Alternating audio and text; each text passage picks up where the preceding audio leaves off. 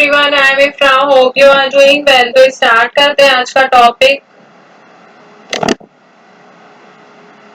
आज हम पढ़ने वाले हैं, देखिए हमने what is an e way bill question complete कर लिया है अपनी तरफ से, और when should e way bill be issued, की कब इशू किया जाता है ये भी हमने पढ़ लिया है।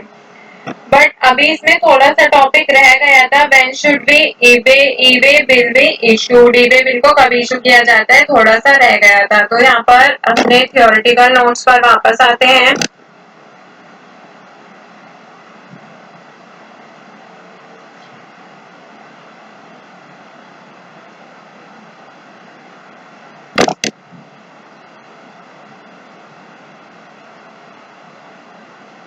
देखिए ई वे बिल जब जनरेट होता है तो कैसी सप्लाई होनी चाहिए, ठीक है। तो मैं वो यहाँ पर लिखती हूँ कि किस तरह की सप्लाई होनी चाहिए जब हम ई वे बिल को इशू करते हैं। तो यहाँ पर लिखते हैं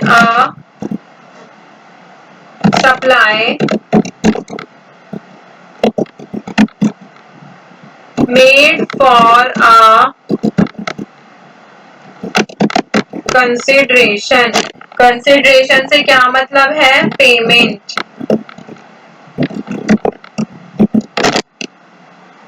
इन कोर्स ऑफ बिजनेस। तो ई वे बिल कब इशू किया जाता है कि सप्लाई जो हो रही है, मतलब कि जो सेल हो रहे हैं गुड्स के, वो पेमेंट मतलब उसको रिटर्न में मिलनी चाहिए, ठीक है। फिर सेकंड पॉइंट क्या कहता है, सप्लाई मेड फॉर कंसिडरेशन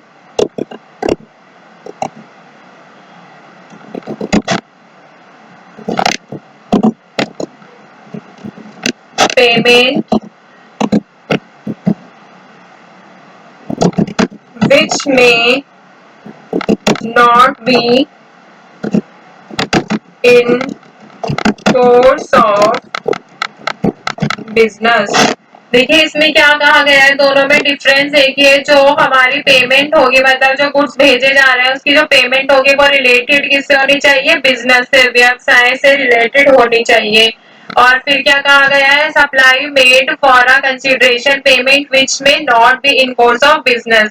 चाहे तो क्या होना चाहिए, बस पेमेंट होनी चाहिए, बट वो बिजनेस से रिलेट हो या ना हो इससे फर्क नहीं पड़ता है। सप्लाई जो सेल हो रही है गुड्स की, उसमें रिटर्न में पेमेंट आनी चाहिए, ठीक है। अब नेक्स्ट पॉइंट लिखते हैं, सप्लाई मेड विदाउट कंसिडरेशन, मतलब विदाउट कंसिडरेशन मतलब क्या है, विदाउट पेमेंट। कंसिडरेशन से यहाँ पर क्या मतलब है, पेमेंट से, ठीक है। अगर मैं इसको लिखूं in simple terms,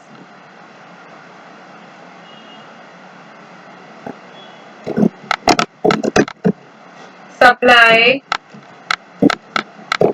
usually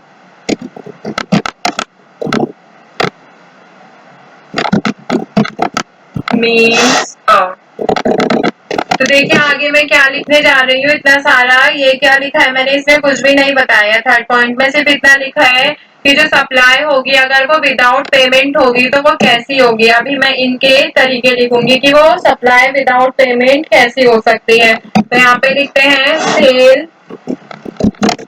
cell of goods and payment made, ठीक है। एक तो कैसी सप्लाई हो गई कि हमने सेल किए गुड्स की और पेमेंट आ गई। दूसरी बात क्या लिखेंगे यहाँ पर,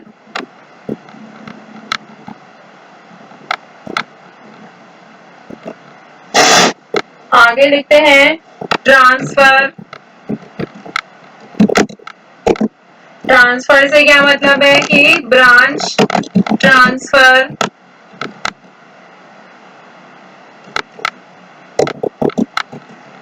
फॉर इंस्टेंस, मतलब फॉर एग्जाम्पल अगर मैं इसका आपको ट्रांसफर का एग्जाम्पल देती हूँ तो नीचे लिखते हैं यहाँ पर बार्टर। आपने सुना होगा बार्टर सिस्टम को, कि बार्टर सिस्टम होता क्या है। बार्टर सिस्टम में क्या था, पहले होता था कि जब लोगों को नॉलेज नहीं थी, मतलब गिन नहीं पाते थे, गिनने के लिए सामान नहीं था, मशीन नहीं थी, कुछ भी नहीं था कि इतना लीटर ये सब, तो पहले क्या करते थे कि सामान के बदले सामान देते थे। कि क्या था कि जब पैसे नहीं थे, सामान के बदले सामान देने को क्या बोलते हैं, exchange of goods with goods. Goods का जो एक्सचेंज होता था, गुड्स के बदले गुड्स दिए जाते थे, तो वो क्या होता है, बार्टर सिस्टम उसको कहा जाता था। पहले के उसमें ये होता था, ठीक है। अभी मैं इसको आगे लिख भी देती हूँ। Where the payment is by goods instead of in money.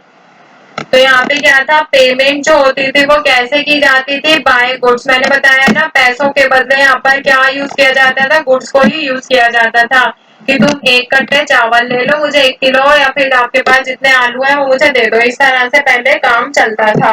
तो उसी को क्या कहा जाता है, बार्टर सिस्टम कहा जाता है। तो आपको इतना समझ आया कि ईबे बिल जो है उसको एक सप्लाई, मतलब किस किस तरह की सप्लाई की उसमें जनरेट किया जाता है। फिर आगे क्या होता है कि ईबे बिल जो होता है वो जनरेट किया जाता है कॉमन पोर्टल्स पर सभी टाइप्स के मूवमेंट के लिए। तो आगे मैं लिख देती हूँ, eBay bills must be generated on the common portal for all these types of movements of goods. तो इनमें से किसी भी तरह की अगर गुड्स की मूवमेंट होगी तो इन सब में ही आपको क्या बनाना पड़ेगा, ईबे बिल को बनाना पड़ेगा। तो आई होप आपको इतना क्लियर हो गया होगा। अगर मैं कुछ स्पेसिफाइड गुड ले लेती हूँ ईबे बिल को जनरेट करने के लिए, आपको इतना पता है कि 50,000 से ज्यादा ही अमाउंट के गुड्स होने चाहिए, ठीक है। तो इंटर स्टेट में जो है ये